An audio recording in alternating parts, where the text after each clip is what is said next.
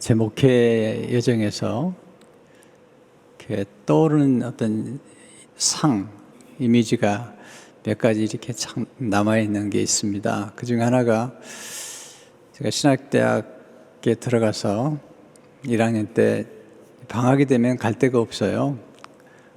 그런데 이게 신길성결교회 장로님 가정의 자녀들을 제가 이제 가정교사로 들어가서 겨울에 지내면서 그 장로님이 새벽 기도를 나가시는 분이셨어요.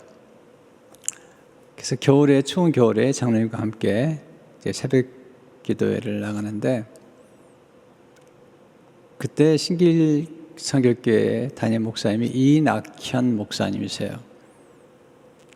제가 지금 봐도 그분은 성자 같은 분이시다. 아주 말이 적으시고, 그리고 간결하게 설교를 하시고, 새벽 기도를 늘 인도하세요. 겨울이 되면 그 본당이 아니라 작은 조그만 방에서 난로를 켜고 이렇게 설교를 하시고 나면 무릎을 꿇고 단정하게 기도를 하셨어요. 그때 새벽 기도를 나가면 교회가 꽤 큰 교회인데, 지금은 모르겠지만 그 당시에는 새벽 기도를 특별히 겨울에 나온 분들이 많지 않았어요. 목사님께서 추우니까 약간 두꺼운 옷을 입고 강단에 서서 설교를 하시고, 설교가 끝나면 이렇게 무릎을 꿇고 단정하게 기도하신 그 그림이 제게 늘 남아 있어요. 그때 제가 신학교 1학년일 때기 때문에 느꼈던 것은 뭐냐면, 이게 목회의 길이구나. 목회자는 외로운 사람이구나. 또 하나는 새벽 기도를 드리는 것은 아주 고독한 길이구나. 아무나 걸을 수 있는 길이 아니다 하는 사실을 그 당시에 제 몸으로 깨달았습니다. 그리고 그 고독한 길을 지금 걸어온 지가 수십 년이 됐어요. 그래서 목회 초기에 봐왔던 그 목회자의 상은 뭘까라고 할 때, 아무도 걷지 않는 길, 또 사람들이 모이지 않아도 그 한 길을 걸어가는 그 모습, 무릎을 꿇고 한 길 걸어가는 그분, 이낙현 목사님. 지금은 하나님 앞에 부르심 받으셨는데 제 마음에 깊이 존경하는 목회자님 한 분으로 남아 있습니다. 오늘도 새벽에 이렇게 나오는데, 그리고 앉아 있는데 그 목사님의 모습이 떠오르는 겁니다. 가끔 떠올라요. 그래서 저로 하여금 새벽을 깨우게 만들고, 그리고 새벽에 무릎을 꿇게 만드는 또 한 분이세요. 물론 저를 처음에 예수님께로 인도했던 진영선 목사님도요, 새벽을 깨우셨고, 새벽을 깨우면 반드시 강대상 뒤에 무릎을 꿇고 그렇게 기도하셨어요. 본 것과 배운 것을 하지 않나 하는 생각이 듭니다. 다니엘은 기도의 사람이었고 또 말씀의 사람이었습니다. 다니엘서 9장에 보면 다니엘이 왜 하나님이 그를 존귀하게 사용하셨고 또 끝까지 사용하시는지 그 비밀을 알 수가 있습니다. 하나님이 그를 그렇게 존귀케 만드셨고, 또 다니엘이라는 그 이름이 이렇게 우뚝 서 있는지 말씀의 원리를 좀 배우면 좋겠습니다. 첫째로 하나님은 말씀을 경외하는 사람을 귀히 여기시죠. 말씀을 경외하는 사람.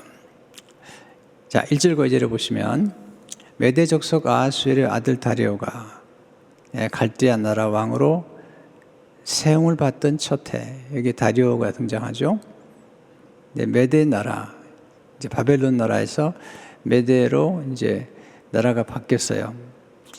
그 지역이 갈대아 지역이기 때문에 갈대아 왕이라는 표현을 쓰긴 하지만, 이제 나라가 바뀐, 그리고 다리오 왕이 세움을 받았다. 스스로가 등극한 것이 아니라 하나님이 그를 세우셔서 그가 지금 왕이 되었던 통치 원년이에요. 2절에 보시면 곧 그 통치 원년에 나 다니엘이 책을 통해 여호와께서 말씀으로 선지자 에레미야에게 알려주신 그 연수를 깨달았나니 그는 책의 사람이었어요. 곧 예루살렘의 황폐함이 70년 만에 그치리라 하신지라. 책의 사람, 그런 성경의 사람이었어요. 여기 이제 에레미야서를 읽었는데 그의 기도의 고백을 보면 그는 에레미야서만 읽은 사람이 아니죠. 하나님이 모세에게 말씀하신 그 말씀을, 모세의 율법을 다 알고 있는 걸 보면 그런 모세의 오경을 다 읽은 사람이고, 유대인들은 어릴 적에 모세 오경 토라를 다 외워요. 책의 사람이었어요. 그리고 그는 성경의 말씀을 존귀 여겼던 사람이에요. 하나님의 말씀을 늘 가까이 했던 사람이에요. 다니엘이 무슨 재미로 살았을까? 포로로 끌려가서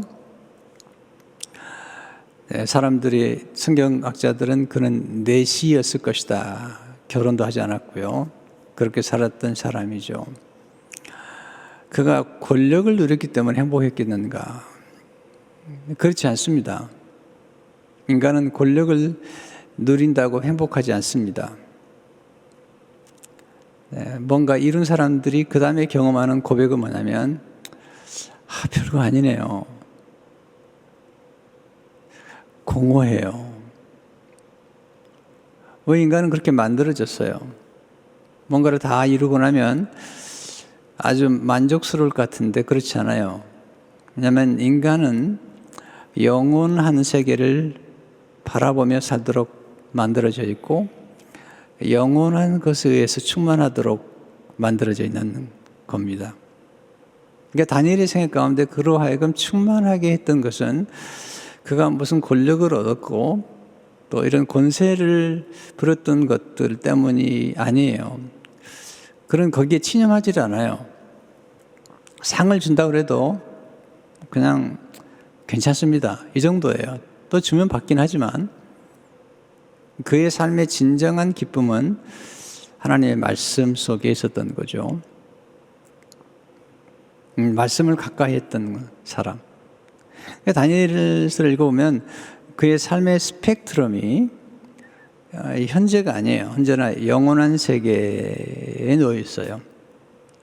또한 그의 생각의 지경이 천하, 만민, 이렇게 그런 시각이 있는 것을 보게 됩니다. 그가 예레미야서를 읽었다. 그가 우리가 본 것처럼 그 6장에서 다니엘이 기도를 하죠. 목숨을 내놓고 기도하죠. 근데 예루살렘으로 향한 창문을 열어놓고 기도해요. 그 예루살렘을 향한 창문을 열어놓았다는 것은 그 하나님의 말씀을 따라 행한 거예요. 솔로몬이 성전을 봉헌할 때 드린 기도 가운데 천하 이스라엘 백성들이 범죄해서 흩어져 먼 나라에 갔을 때에 예루살렘을 향한 성전을 향해서 기도하면 하나님이 들으시고 다시 회복시켜 달라는 그런 기도를 드리거든요. 그 말씀을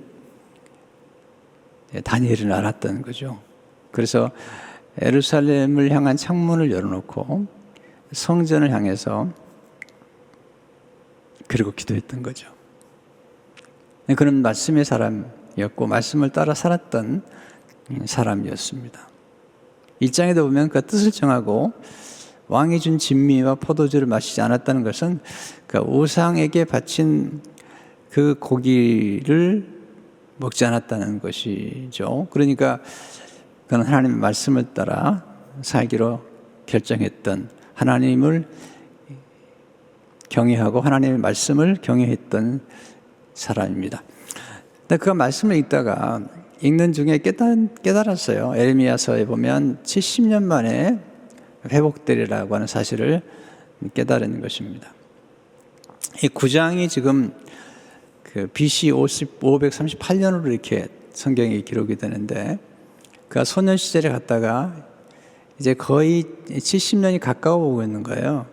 어떤 학자들은 이 성경을 읽을 때 다니엘이 70년이 차기까지 한 4년 정도 남았을 때에 지금 에레미야서를 읽고, 그리고 70년이 이제 거의 다가오는, 그래도 뭐 굉장한 거죠. 그가 한 소년 때 갔으니까 뭐 15살에 갔다 할지라도 이제 70년, 6년을 살았다면 거의 80세가 다 됐잖아요. 네, 그 80세가 다 된 다니엘을 생각해 보십시오. 또 다니엘 6장도 사실은 다니엘이 결코 어린 나이가 아닙니다. 그가 사자굴에 들어갔을 때 이미 그의 나이는 상당한 나이죠. 왜냐하면 바벨론이 무너지고 메대가 들어서고, 그리고 고레스라는 왕이 페르시아 왕이 돼서 이스라엘 민족들을 회복시키는 그 모든 사건들이 연결되어 있는 거거든요. 그렇다고 하면 다니엘이 나이가 이제 상당히 지긋한 나이가 된 것입니다. 에레미야서를 읽었는데 에레미야서의 어떤 부분을 읽고 그런 기도했을까? 네. 에레미야서를 보면 에레미야서 29장 10절에 보면 여호와께서 이와 같이 말씀하시니라, 바벨론에서 70년이 차면 내가 너희를 돌보고 나의 선한 말을 너에게 성취하여 너희를 이곳으로 돌아오게 하리라. 네, 70년이 차면 다시 돌아오게 하겠다는 그 말씀이에요. 근데 그 말씀과 함께 그 다음에 이어지는 말씀이 중요해요. 우리는 항상 성경을 공부할 때 문맥을 따라 성경을 묵상하는 게 중요한데, 예레미야 29장 10절 다음에 11절과 12절인데 이 말씀이 굉장히 중요해요. 여호와의 말씀이라, 너희를 향한 나의 생각을 내가 아나니 평안이요 재앙이 아니니라, 너에게 미래와 희망을 주는 것이니라. 이 말씀 많이 들었죠? 그 다음 보세요. 너희가 내게 부르짖으며 내게 와서 기도하면 내가 너희들의 기도를 들을 것이요. 그러니까 70년이 차면 이제 하나님이 포로 가운데 갔던 그들을 회복시킨다고 하신 말씀 이어서 하신 말씀이 너희는 내게 부르짖으라는 거예요. 내게 와서 기도하면 내가 너희들의 기도를 들을 것이라는 것입니다.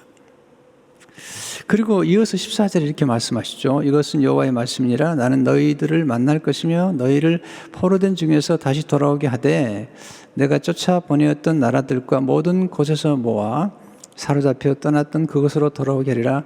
이것은 여호와의 말씀이니라. 하나님의 말씀을 그는 알았고 그 말씀을 이제 따라 그는 기도하기 시작한 것입니다. 그러니까 에레미야 29장 10절에 나와 있는 70년 만에 회복되라는 말씀 뒤에서 하나님이 말씀하신 것은 너희는 내게 부르짖으라는 거죠. 기도하라는 것입니다. 그러면 기도를 들을 것이요. 그렇게 약속을 하셨던 거죠. 그러니까 70년 만에 돌아오리라 하는 약속과 함께 기도의 약속을 다니엘이 읽고 기도하는 것입니다. 첫째, 하나님께서는 하나님의 말씀을 존귀 여기고 경외하는 사람을 존귀 여기는 겁니다. 하나님의 말씀을 하찮게 여기는 사람의 인생은 하찮아지는 것입니다. 하나님의 말씀을 존귀 여기는 사람을 하나님은 존귀케 만들어주시는 거예요. 저는 알았습니다. 목회를 하면서 하나님께서 사무엘을 통해서 사울 왕에게 하신 말씀을, 왕이 여호와의 말씀을 버렸으므로 왕이 여호와를 버려. 저는 그 말씀이 제 생애 가운데 가장 도전적인 말씀이에요. 목회자로서 많은 유혹이 있죠. 아주 센세이션한 어떤 일들을 좀 버리고 그렇게 그런 생각을 할 수 있겠잖아요. 그런데 제 목회 중심에는 그게 아니었습니다. 그래서 처음 교회를 개척할 때 이름을 로고스라고 정했어요. 말씀으로. 왜? 말씀을 붙잡으면 하나님이 붙잡아 주는 거고, 말씀을 버리면 사울왕처럼 버림을 받는 거죠. 근데 목회자는 말씀의 사람인데 말씀을 붙잡아야죠. 그래서 이제 능력을 행하는 사람들을 많이 봤는데 능력을 행하는 사람들은 순식간에 사라져요. 네. 왜 능력을 행하는 사람은 더 많은 능력을 행해야 되기 때문에 무리수를 두게 돼요. 그리고 능력을 행하다가 능력이 나타나면 그때부터는 교만해질 뿐만 아니라 자기 마음대로 하려고 그래요. 그래서 하나님 말씀을 중심으로 살아가기를 헌신을 하고 말씀을 따라 강의하고 큐티 사역들을 꾸준하게 하고 지금도 여전히 말씀으로 가는 것입니다. 왜? 말씀을 붙잡는 자 영원히 쓰임 받는 거예요.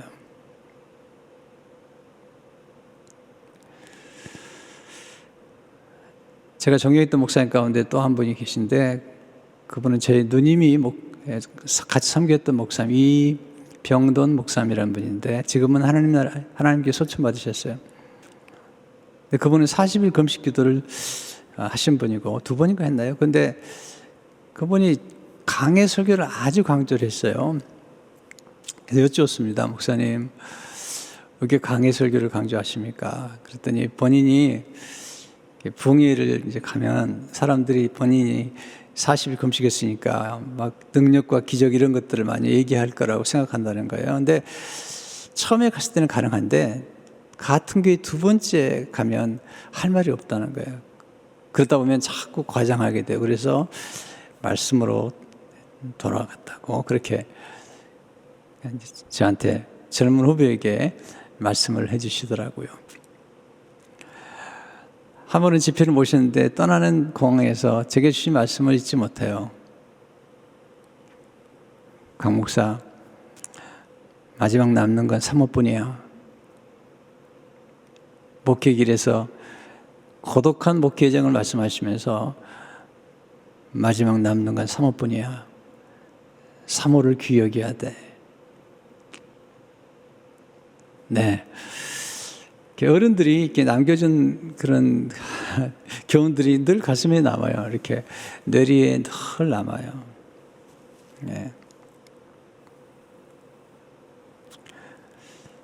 하나님의 말씀을 붙잡고 살아왔던 생애가 제게는 큰 축복이라는 생각이 들어요. 그러니까 성령의 충만을 경험한 다음에 예수님 믿고 성령 충만을 경험한 다음에 제 생애 가운데 가장 큰 축복이 있다면 말씀 묵상, 네, 큐티, 그리고 강해 설교를 하는 거죠. 인물 강해든지 주제별 강해든지 간에 말씀을 중심으로 살아왔던 것이 제게는 큰 축복이에요. 2번째, 하나님은 기도의 사람을 존귀히 여기시는 거죠. 특별히 말씀을 붙잡고 기도하는 사람을 존귀히 여깁니다. 기도는 아무나 하는 게 아닙니다.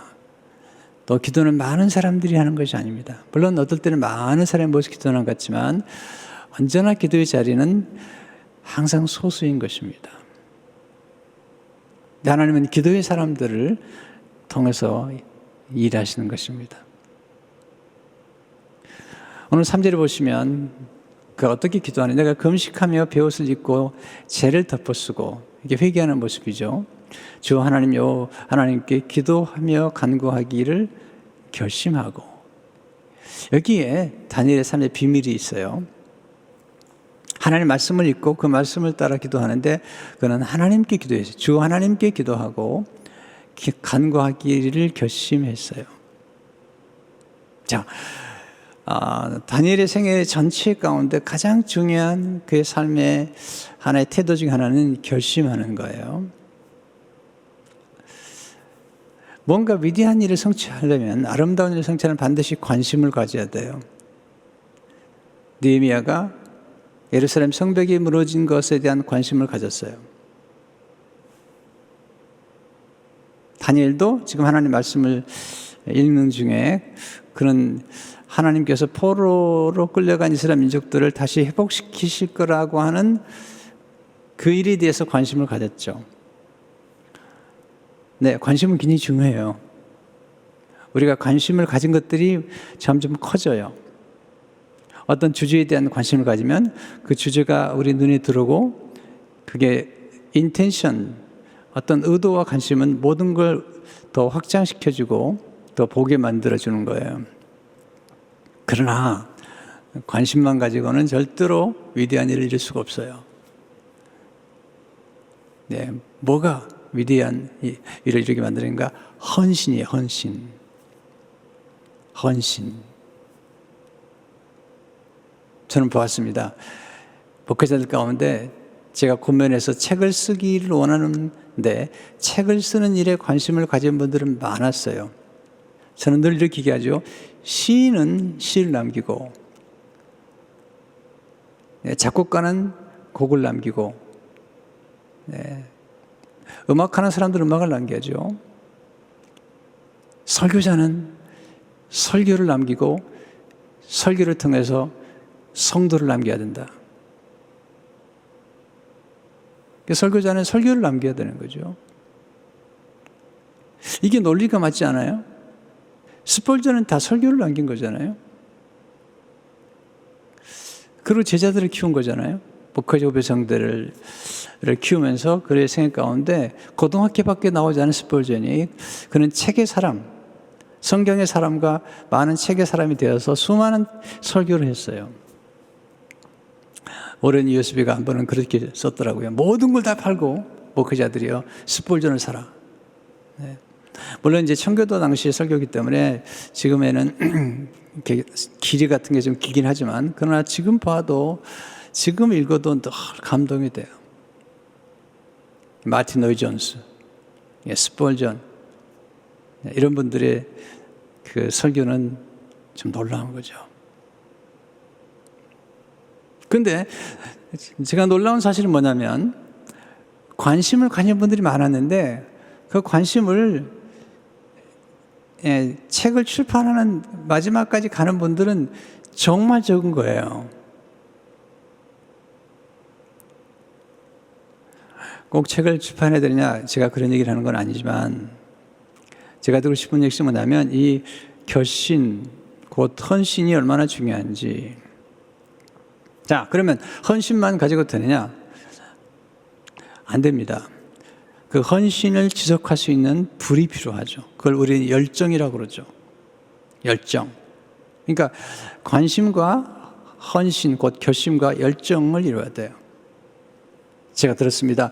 PhD를 하겠다고 들어간 사람 가운데 PhD를 마치는 사람은 굉장히 소수예요. 다 마칠 수 있는 게 아닙니다. 박사학위도 마찬가지예요. 우리는 뭔가를 이루고 그리고 열매를 맺은 사람들에 대해서 함부로 폄하해서는 안 됩니다. 그건 그만큼 관심과 그리고 헌신과 열정이 있었던 거죠. 근데 열정만 가지고 안 됩니다. 왜냐하면 어떤 분들은 굉장히 뜨거운 열정을 가지고 있다가 쉽게 식어버리는데, 더 중요한 게 있죠. 그것은 지속하는 끈기입니다. 끈기. 이게 이제 다니엘의 생애를 움직여 가는 거예요. 그는 선택하고 결정한 일뿐만 아니라 그는 하루에 3번씩 기도하는 걸 보세요. 전에 행하던 대로 하루에 3번씩 끈질기게 기도하는 거죠. 자, 여기서 놀라운 원리가 나오는데, 지속하고 반복하게 되면 축적이 생기고, 축적이 생기면 돌파가 일어납니다. 이 돌파가 열매를 맺는 것이죠. 위대한 성취를 이루는 거예요. 자, 우리가 여러 가지 책들을 많이 읽지만, 저는 자기 개발에 관한 책들이나 이런 책들을 많이 본 사람이에요. 근데 그 모든 원리들이 사실은 성경에 있지, 성경을 넘어간 책을 본 적이 없어요. 지금도 제가 바로 이 다니엘의 생애 가운데 나타난 삶의 원리를 보면, 다니엘이 그렇게 끝까지 쓰임받고 위대한 일을 할 수밖에 없었던 삶의 어떤 보이지 않는 원리가 있는 거죠. 잘 안 해요. 관심 많아요. 네, 제가 말씀드리잖아요. 한국에 요즘은 집회를 못 나가지만, 집회 나가면 많은 분들이 찾아와요. 목사님들이. 옛날에 제 40대는 더 많이 찾아왔는데, 끝나고 나면 사람들이 와서 멘토해달라고 그래요. 멘토해달라고. 그래서 제가 명함을 평소에 안 쓰지만, 그럴 때 명함을 다 드리고 연락드리라고 그러면, 돌아오면 연락하는 분이 거의 없어요. 관심은 있어요. 연락하는 분이 한 2분 있다면 제가 연락을 하죠. 제가 책을 소개하면 책을 읽고 간단한 북 리뷰를 보내달라 그러면 그 다음 책을 소개시켜줬다라고 얘기하면, 그러면 그리고 아무 말도 없어요. 그렇게 꾸준히 연결해서 커미트먼트를 가지고 꾸준히 하는 분들이 많지 않아요. 사실 저희 교회는, 저희 교회 목회자들은, 제가 동역자들은 참 행복한 동역을 하고 있는데, 대부분이 그런 일을 거쳤던 분들이 같이 동역하고 있죠. 네. 뭔가 얘기하면 그걸 꾸준히 할 수 있는 사람들.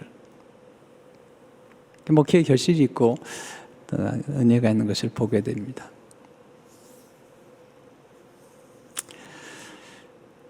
그는 기도의 사람이었는데 기도하기 위해서 결심을 한 거예요. 먼저 결심을 해야 돼요. 기도하려면. 결심하지 않으면 기도 못해요. 밤에 누우면서 내일 아침 어렵겠다 라고 마음에 벌써 치면 아침에 일어나지 못해요. 내가 어떤 일이 있어도 내가 아침을 깨우고 새벽을 깨워야 되겠다 라고 결심하면 깨울 수가 있어요. 그러니까 지금 다니엘이 생 가운데 그의 삶이 그가 결심했다는 것, 또 나중에 보면 21일 동안 그가 기도한 걸 보면, 기도 응답이 오기까지 21일 동안 계속 기도한 걸 보면 그런 정말 놀라운 결심의 사람이었고, 헌신의 사람이었고, 열정의 사람뿐만 아니라 그는 끈기의 사람이었던 거죠. 거기서 놀라운 경험을 하게 된 것이죠. 세 번째, 하나님을 알고 그 앞에서 기도하는 사람을 존귀 여기는 거예요. 하나님을 아는 사람. 네, 하나님을 알고 하나님 앞에서 기도하는 사람. 3절을 보시면 그가 이렇게 고백하죠. 3절을 보시면 주 하나님께 기도하며 하나님께 기도했다. 4절을 보시면 내 하나님 여호와께 기도하며 자복하여 이르기를 크시고 두려워할 주 하나님, 주를 사랑하고 주의 계명을 지키는 자를 위하여 언약을 지키시고 그에게 인자를 베푸시는 이시여. 그는 하나님을 알고 있죠. 크고 두려우신 하나님, 그리고 언약을 지키시는 하나님, 인자를 베푸시는 하나님. 이 인자라는 말이 히브리어의 아주 중요한 단어죠. 헤세드라는 단어죠. 하나님의 무궁한 사랑, 하나님의 인애, 자비, 여기에 다 포함되어 있는 것이죠. 하나님을 아는 사람, 그리고 하나님 앞에서 기도하는 사람, 하나님이 참 존귀히 여기는 것입니다. 하나님을 자주 만나는 게요, 그건 정말 축복이에요. 네, 우리가 지혜자와 동행하면 지혜를 얻는 거예요. 그러면 지혜를 얻으려면 지혜로운 사람을 자주 만나야 돼요. 자, 우리가 성령님은 지혜의 영이세요. 우리가 성령님을 늘 사모하고 또 하나님의 말씀이 지혜의 책이잖아요. 때문에 가까이 해야 돼요. 이스라엘 백성들이 하나님의 말씀을 멀리하고 하나님의 말씀에 귀를 기울이지 않았어요. 하나님의 말씀을 떠났어요. 그렇기 때문에 그들은 어리석은 삶을 살 수밖에 없는 거죠. 책을 떠나고 그리고 하나님을 떠나게 되면 어리석은 자가 되는 것을 보게 됩니다. 우리가 아는 것 같지만 아는 게 없어요. 우리는 우리가 받은 것, 우리가 가지고 있는 것도 잘 누리지 못해요. 어제는 이제 제 아내가 차에 배터리가 문제가 생겨가지고 이 스타트업이 안 되는 거예요. 연락을 해서 이제 우리 오 목사님이 가지고 있는 점프 케이블을 가지고 집에 갔는데 제 차의 후드를 열었는데 배터리가 안 보이는 거예요. 배터리가. 내가 타고 다닌 차가 이 배터리가 어디 있는지를 모르겠는 거예요. 제 아내가 나중에 메뉴를 보더라고요. 제 아내가 저보다 더 잘 알거든요.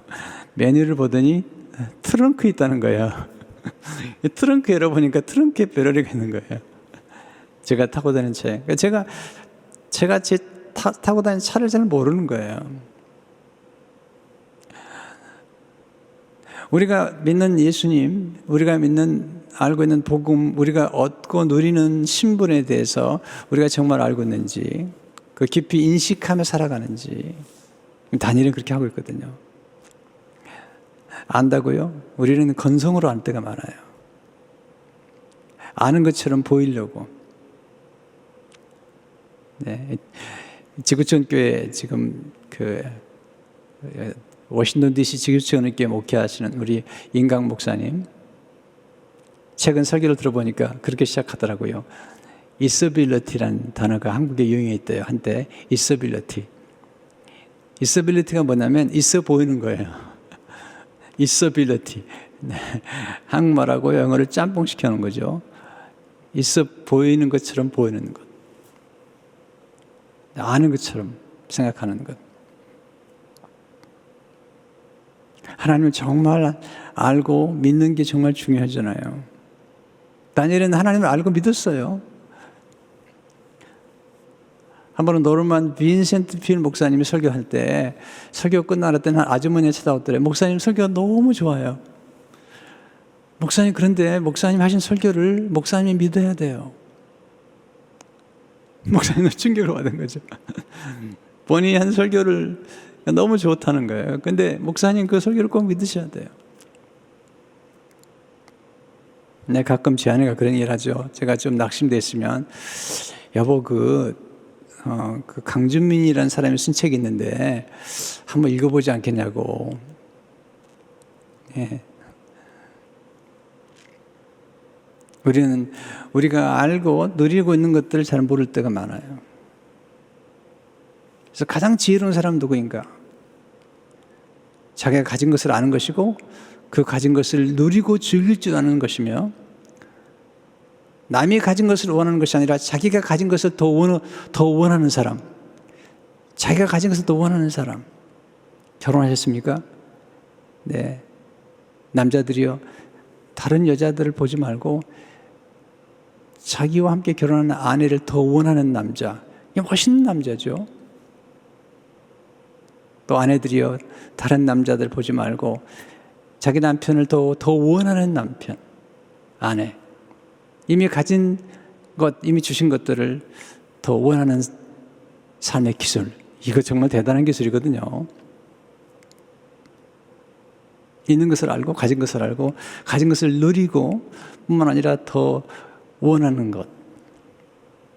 이게 이제 삶에 있어서 가장 중요한 기술이죠. 성경에 나오잖아요. 주님께서 성경에 말씀하시잖아요. 내 젊은 때 만난 아내를 귀히 여기고 함께 즐거워하라. 네, 그에 있는 우물물을 너만 마시고 다른 사람은 마시지 못하게 하라. 이게 잠언 5장에 나오는 말씀이에요. 제가 결혼식 주례하기 위해서 상담할 때마다 함께 읽는 말씀이에요.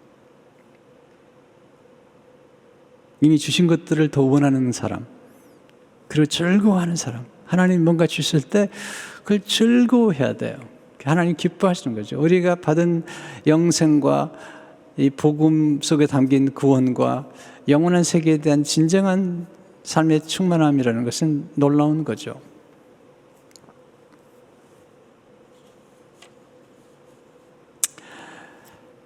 네 번째, 회개 기도를 드리는 사람을 귀히 여기세요.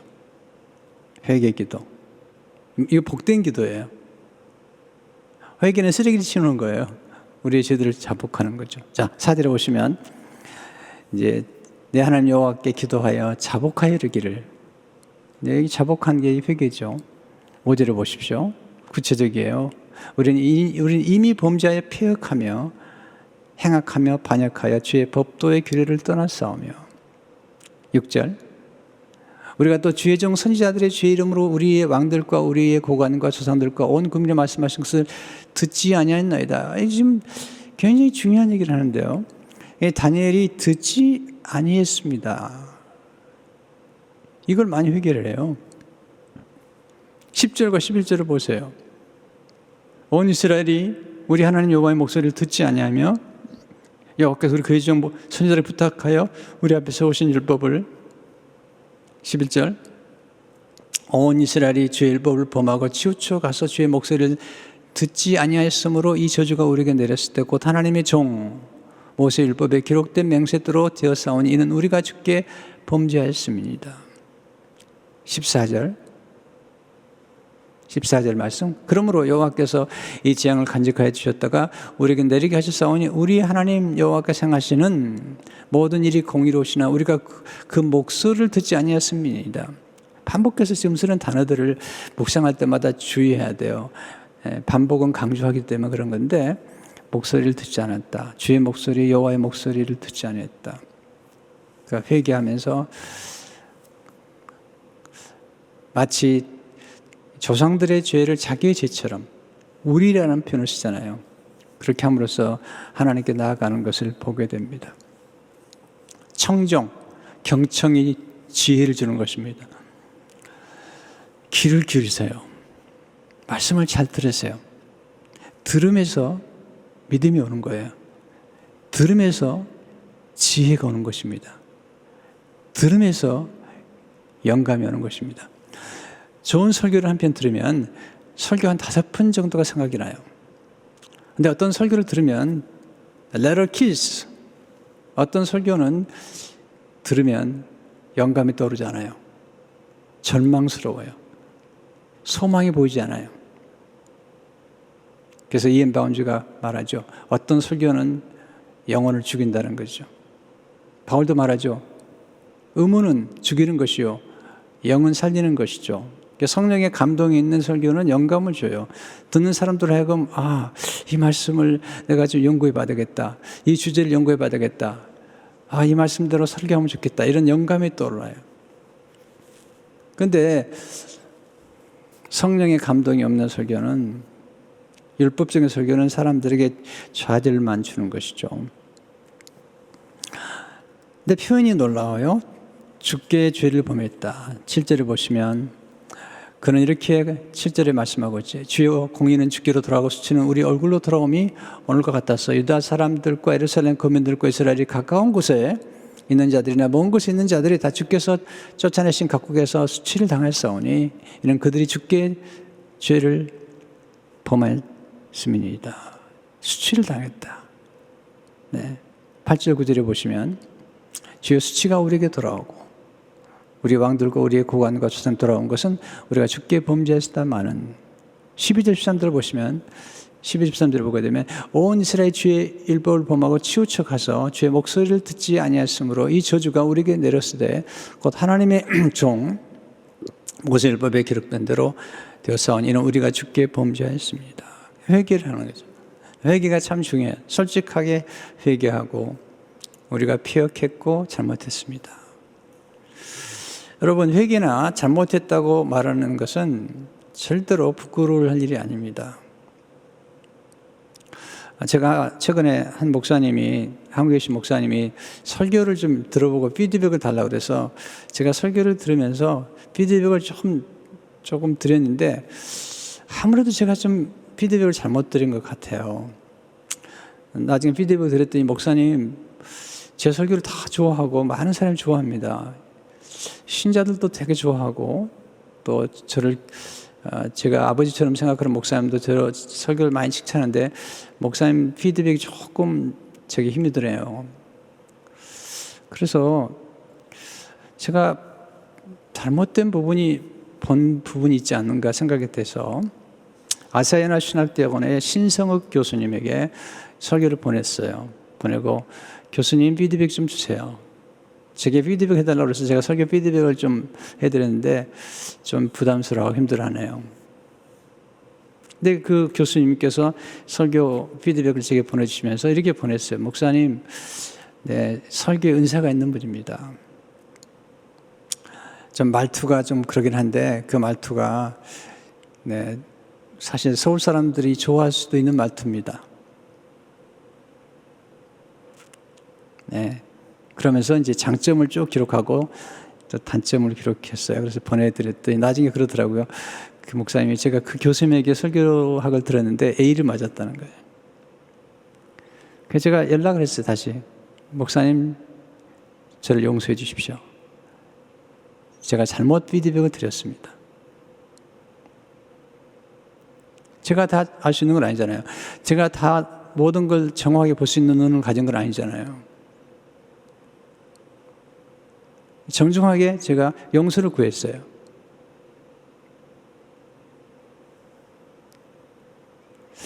용서를 구하는 것은 부끄러운 일이 아닙니다.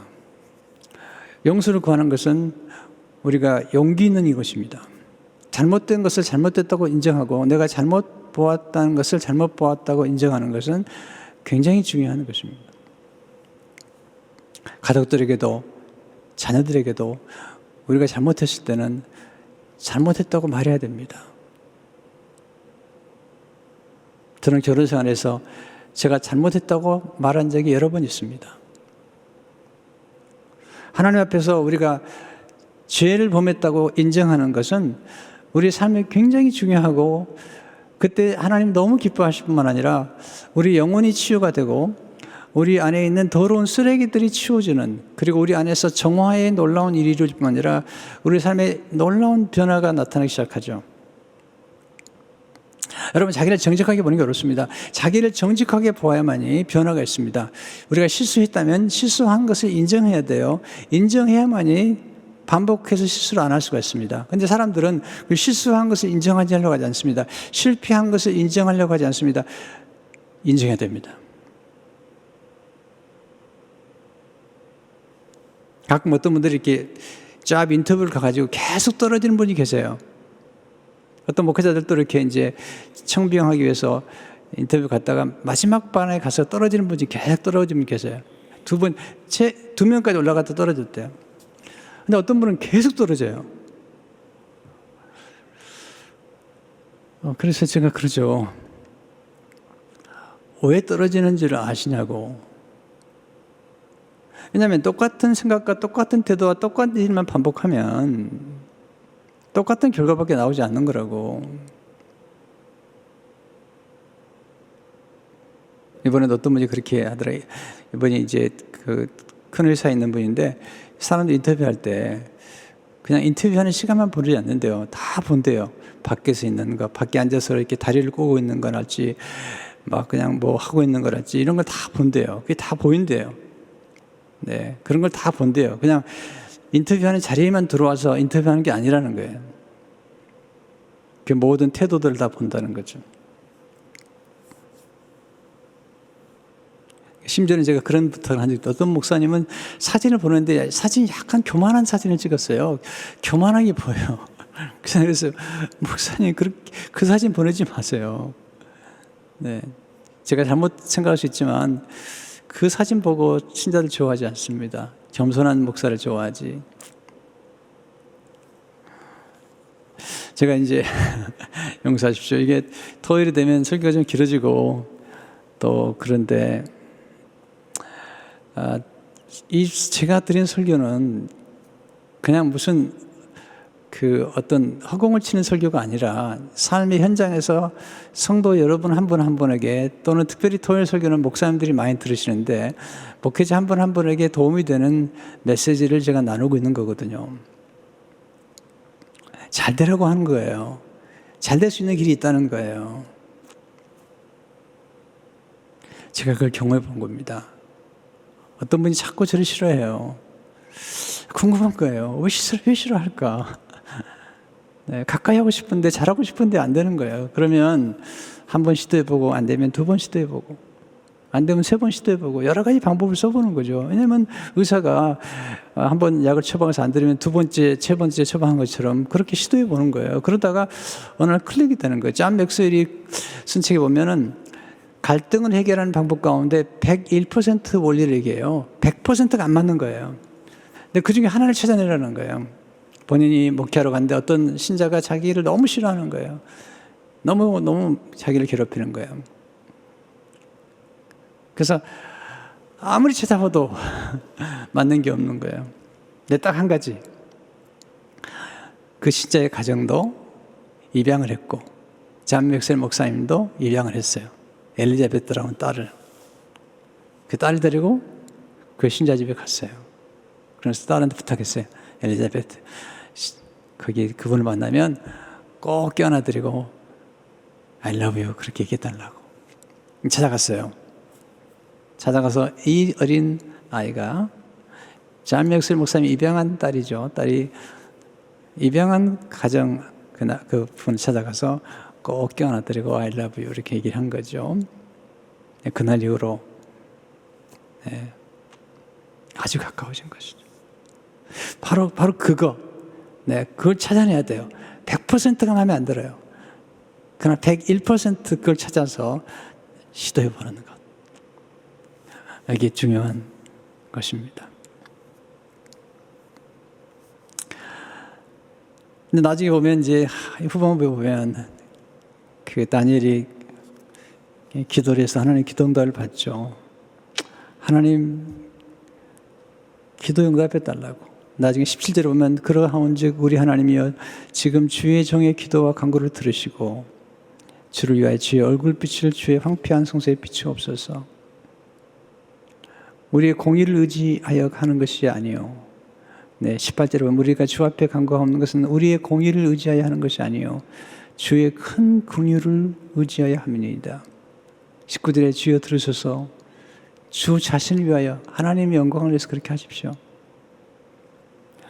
그리고 나서 이제 가브리엘이 찾아오고 70일에 이래는 7년인데 490년 후에 예수님 오실 놀라운 예언들을 이렇게 계시를 받는 것을 보게 됩니다. 결국은 예수 그리스도의 오심과 영원한 나라를 증거하는 것이 이 다니엘서의 목적이고, 그리고 예수님이 오셔서 어떻게 복음이 전파될 것인가를 이 네 나라가 바벨론, 메데바사, 헬라, 로마가 어떻게 준비하는가를 사실 보여주는 거예요. 바벨론 포로 때문에 이스라엘 백성들이 우상 숭배가 끝이 납니다. 근데 거기서 회당이 생기죠. 바울이 나중에 복음을 증거할 때마다 회당에 가서 복음을 증거하거든요.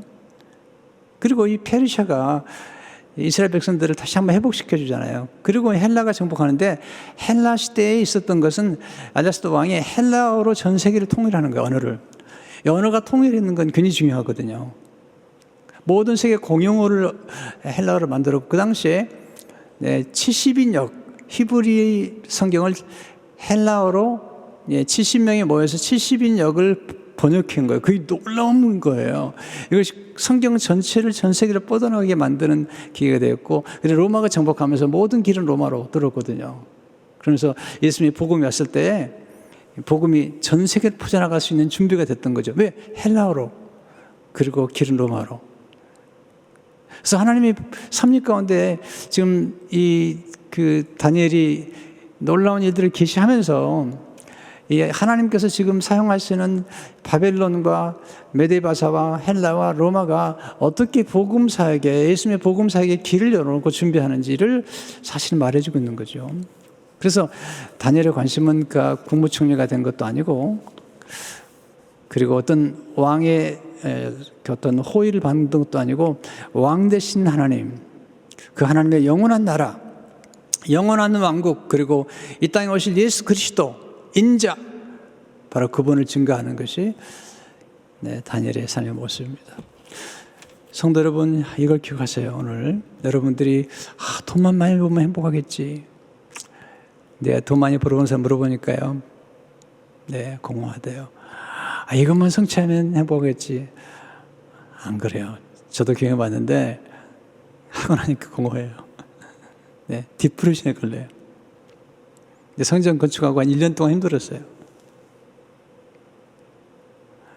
그러면 무엇이 우리로 하여금 영원한 행복을 주는가? 이 세상의 어떤 것들은요, 우리로 하여금 진정한 만족을 주잖아요. 왜? 우리 인간은 영원한 세계를 바라보면서 살아가도록 지어졌기 때문이에요. 그래서 영원하신 하나님의 영원한 현존 앞에서 살 때만이 충만을 경험하게 돼요. 자, 이 세상에 경험하는 무슨 재밌는 즐거움을 무시하는 얘기 아닙니다. 음식을 먹고 결혼 생활도 하고 여행도 하고 뭔가 이뤄가는 것을 무시하는 얘기는 아닙니다. 그러나 우리 삶 가운데 지속적인 기쁨과 충만을 주는 건 이 땅에서는 결코 이루어지지 않습니다. 이 땅을 떠난 세계에서 이루어질 것을 여기서 갈망하기 때문에 모든 사람이 실망하고 쓸데없는 것에 집착하는 거예요. 어느 정도에서 만족하세요? 그렇게 만들어졌어요. 어느 정도 만족하고, 진정한 만족은 영원한 세계 속에서 이루어지는 거죠. 그래서 이번에 특세가 뭐냐면 위대한 투자와 기도예요. 위대한 투자를 제가 6일 동안 할 텐데 이 모든 것들은 영원한 것들과 연결되어 있어요. 영원한 세계와 연결되어 있어요. 영원한 세계를 보며 사는 사람이 오늘의 삶을 충만하게 살 수 있어요. 영원한 현존 속에 살 수 있기 때문이죠. 다니엘은 보면 마지막에 많은 영혼들을 주께로 돌아오게 함으로써 그가 영원히 빛나는 사람을 살게 됩니다.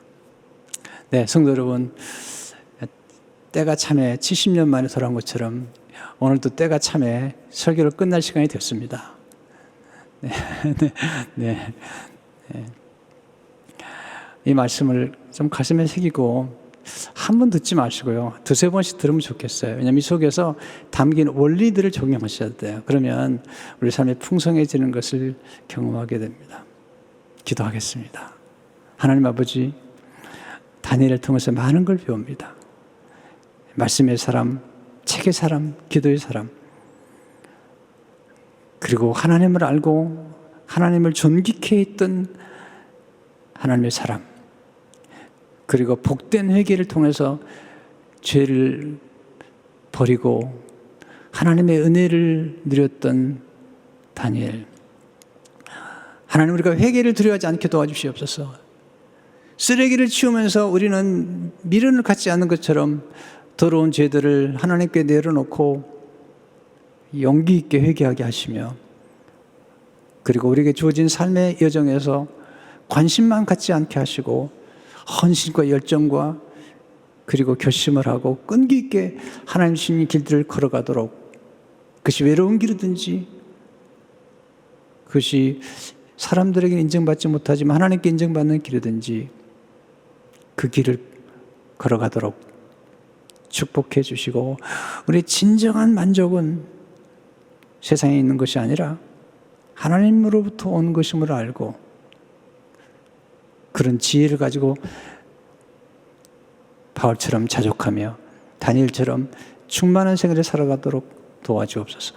우리 환우들이 있습니다. 우리 환우들을 치료해 주시고, 코비드가 아주 심각합니다. 주여 보호해 주시고 축복해 주시며 치료해 주시며 백신이 속히 공급되게 하시고, 하나님의 은혜가 미국에, 한국에, 열방에, 우리 선교사님들에게, 그리고 우리 교회 성도들에게 있도록 도와주시고, 특별히 어려움 중에 있는 성도들에게 이런 어려움 중에도 오히려 하나님께 감사하며 영광을 돌리는 중에 더 놀라운 기적을 경험할 수 있도록 축복해 주옵소서.